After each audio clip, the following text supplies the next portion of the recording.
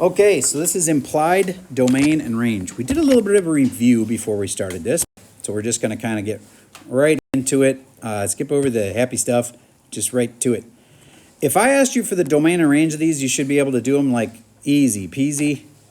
Domain of this one, there's no restrictions. It keeps going forever. So the domain of that one, negative infinity to positive infinity. The domain of this one, negative infinity, positive infinity. The domain of this one, it has no restrictions. It keeps going forever in both directions. So it's negative infinity to positive infinity. What's the domain of this one? Negative infinity to positive infinity. Just noticing a theme. They almost always don't have restrictions until you get to that one.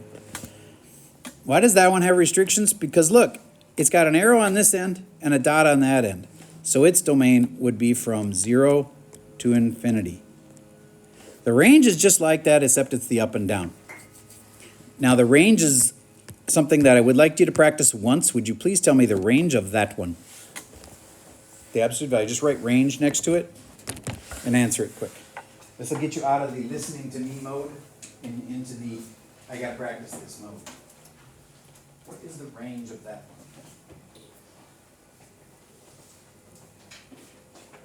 one? Greta, what say you? The range is 0 to infinity. 0 to infinity. Should I put a bracket on the 0 or not? Bracket. Bracket on the 0. Very good. Okay, good. Moving on. What's the domain of this one? It should be like easy peasy. But some kids are still going to write square root of x minus 2 is greater or equal to 0. No.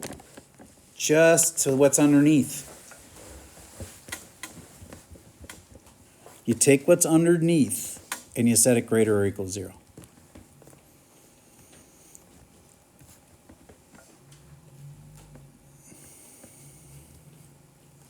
So then I'm adding 2 to both sides. X greater than or equal to 2. How about that one's domain? Pain in the butt. I'm going to actually just remind you we did one like this the other day, and all I'm going to have you do is factor it first. Just factor it, and then we'll deal with the next part. 24 is the worst because there's tons of ways to make a 24. 2 times 12. 6 times 4, 8 times 3, 24 times 1. Alex, you got this one? How about this, one step at a time? How do I start these things? Excellent. What's the next step? Finding the signs. Got to be a plus, got to be a minus, because that came out negative. Very good. Then the last, he says 8 and 3. 8, 3. Now I know I might have done it wrong, but I check. What does the outside make? Alex, what's the outside make? Negative 3x. What's the inside make? And when I put them together, positive 5x. But dang, I wanted negative 5x. So what do you do, Addie? Flip the signs. That plus becomes a minus. That minus becomes a plus. And now I know it's right. I don't even have to check it, because I already got the answer. It was just the opposite of what I wanted, so I switched the signs. Now everybody set that greater or equal to 0. Does this remind you of the tip of a number line? That's what I tried to pound into your head. Whenever you see that, you got to do a number line, because there'll be a range of answers. And what are the 2 key spots? Brady.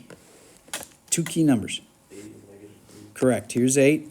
Here's negative 3. I circle them both. Do I fill in the circles, Brady? Yeah. Yes, because it says or equals. And Rissy, how do I figure out where to shade? Like 1. 1 is in here. Stick in 1. And what does this make? Negative 7. What's this make? What is negative 7 times 4? Is that really bigger than 0?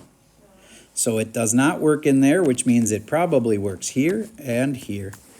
I'm going to save time and not check it the rest of the way. I think that's it. One more thing that I haven't been doing with you, but I'm going to start. For some kids, they love this. Do you get this as a parabola and its x-intercepts are these two guys? Those are its x-intercepts. So some people love this and some people don't get it, but I'm going to show you. I just drew a parabola through it. And I want where it's above 0. Do you get that it's above 0 here? And it's above 0 here? If that just totally made sense to you, you now know how to shade these things. If that went over your head, cool, you don't have to do it that way. You can still test numbers. So if you have a parabola, which is what an x squared is, you can do that. And then if I had this parabola, if I had a parabola that went on this number line, and here's my two key spots, let's say it's at 2 and 8, my parabola was like this, and I wanted, when is the function below 0? I'd be like, oh, in here. Know what I mean? Because the parabola is below 0 in there.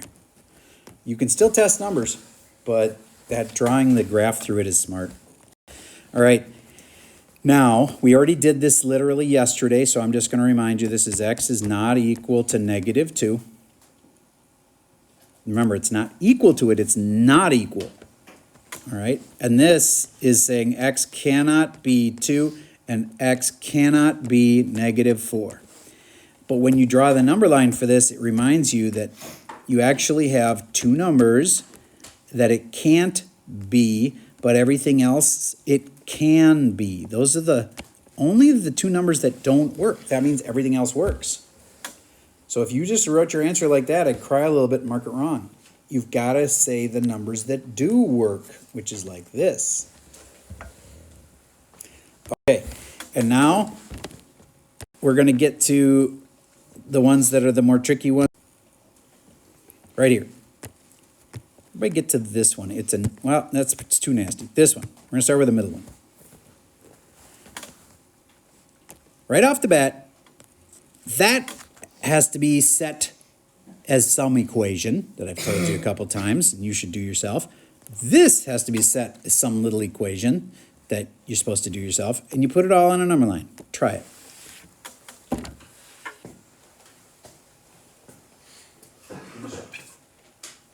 I'm almost done.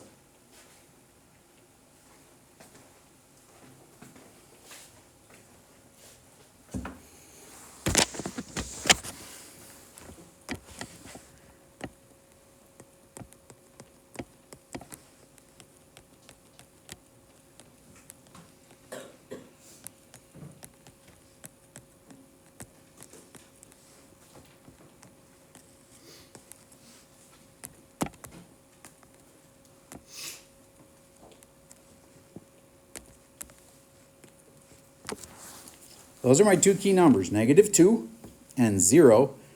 And it can be -2 because it says or equal to.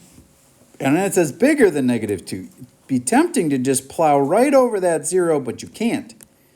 And if you're not sure why, try sticking 0 in the function, and you'll go, oh, you can't divide by 0. So I can't have that be filled in. Final answer might need to be in interval, just a reminder that this happens.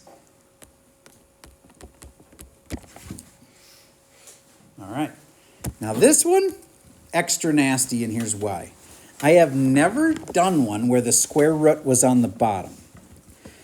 In the past, you always just had to say x plus 2 greater or equal to 0. But what's different this time? So, if it's on the bottom, how is it different? It's a restriction. Yes. So, how do I change this? This is kind of right, but it's not exactly right. Anna, I think you know. Maybe not. Okay, I thought I could see it in your eyes that you knew. All right, it can't be 0. It can't be 0, right? It's on the bottom, so it can't be 0. What I just wrote says it can be 0. You just do x plus 2 is greater than 0. Yes, I can't say it's equal. On all the other problems, you would allow 0 under the square root, but not if it's on the bottom. Yeah, that's nasty. Because you get used to, oh yeah, set it greater or equal to 0. And then this one, because it's on the bottom, it has to be different. Now, the next thing that people get confused on is, what if you actually put in 0? Wouldn't that crash the function? Nope. Let's do it. 0 over square root of 2.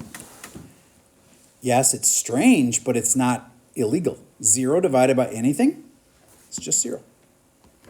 So 0 is not a restriction. You can put in 0 all you want, and you get 0. And 0 isn't a no solution. 0 is a thing. You can graph 0. 0 is an actual spot. So don't worry about the top. All you have to worry about is the bottom. And it has that extra, oops, can't be or equal to. X greater than or equal than, nope, not or equal to. X greater than negative 2. Negative 2, got to be bigger than that. Okay, so you got a worksheet that we've been talking about for a little bit. And we are done. I'm going to look at the first problem of the worksheet with you. Everybody, please open that worksheet. And I'm going to be able to tell you on the video which problems we skipped. I want to keep it doable. When I was gone for COVID, that kind of like went off the rails a little bit. Can you find the worksheet? There's a worksheet that's assigned. It looks like that, yes. All right. Now this one, it's just too long. You got too many problems. So, I think we can cross off all of number 2. All of number 2, like all of those. So then number 1 is important, but it's just, what's the difference between those two? Remember, the difference is basically that in the one case you can be 0, and in the other case you can't. So you can describe that later. Go to number 3. Let's do number 1. 1 over x minus 9. So you crossed off all of number 2. Number 3, 1 over x minus 9. Well, that's pretty easy. X minus 9 cannot be 0. X cannot be 9. In the directions, Addie, for number 3, did they ask you to graph it or anything, or they just say to find the domain? No, just suspend the meeting. All right. That's all there is to it. That's easy. All right. So number 3 has multiple parts, but I hope that those will go fairly quickly. There's going to be factoring involved, of course. And I think I cut it down to a doable size now. All right. Try to get that done by tomorrow. I hope to have a key posted later tonight. That's all I got for the video for today.